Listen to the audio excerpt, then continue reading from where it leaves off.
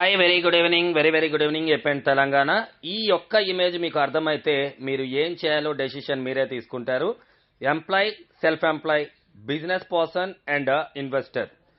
80% people దగ్గర 20% revenue ఉంది, 20% people దగ్గర 80% రెవెన్యూ ఉంది.